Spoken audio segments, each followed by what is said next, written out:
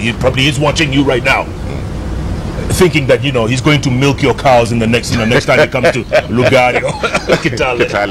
Yes. What would you tell? What's the one piece of advice you would offer him? My friend, move out there and talk to Kenyans. Move out there and put this country together.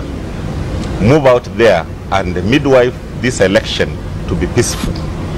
It starts with sorting out IBC. It starts with inclusion. It starts with addressing what Muzalendo Kibunja came up with. You can address it.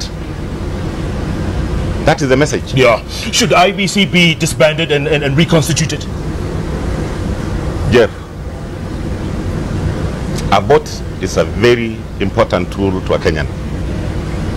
It is important to ensure that everybody and the process of registering a Kenyan as a voter is done with integrity. The casting of the vote, we ensure that it's done properly. The counting of the vote and the tallying of the vote is done to standards that cannot be questioned.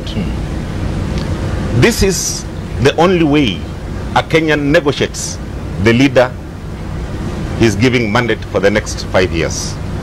Hence, a tool for his voice.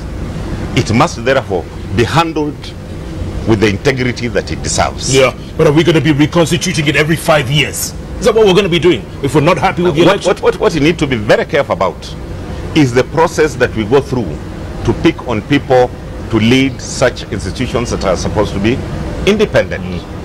We can't put up an electoral commission today, a new one, and it ends up messing. But if the process is thorough enough, we are looking at the integrity of those that are going to manage that election. I want to assure you, we will be able to put up a commission that will do a job that will be acceptable by all Kenyans. Whether the process that is being used is acceptable, to me it might not be, because an electoral process is not an issue of two friends sitting in Nairobi and agreeing, or a parliament deciding. They'll decide for Kenyans what needs to be decided. Remember, 5.7 million Kenyans voted for candidates for parliamentary positions, and they're not in parliament. Remember, we have elected MCAs, 1,450 of them, elected by the people. We have 94 governors and deputy governors, elected by the people, closer to the people at home.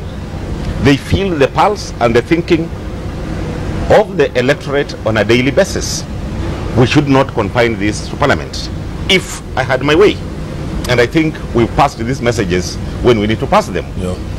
You need to give Kenyans a process that they'll have confidence in, a process that is respectful, truthful, and without manipulation of any sort. Kenyans will have confidence in that commission. And whoever is given that opportunity must also understand what he's carrying on his shoulder. That you are carrying the voice of all Kenyans on your shoulder. For God's sake, allow them to express themselves, negotiate the leadership they want through the ballot. Before we go to break, let me ask you this question real quick. If in 2022, if you don't run in 17, let's say, you know, you decide you don't run and you run in 22, you're still young. How old are you? 54? 55. Same age with Uhuru. There you go. So William Ruto is standing in 22. And Cyrus Jirongo is standing in 22. Could you beat him? My vision of leadership is different from his vision of leadership. Surely he wouldn't be my match. He wouldn't be your match? He wouldn't. I understand what the word Mheshimiwa means. Mheshimiwa means honor. Leadership is you are supposed to bestow honor on yourself and serve your people. Let me tell you what most people don't understand about leadership. There are deep interests in a country. People have made investments. People are doing businesses. Those interests must be protected, and those interests must be allowed to thrive.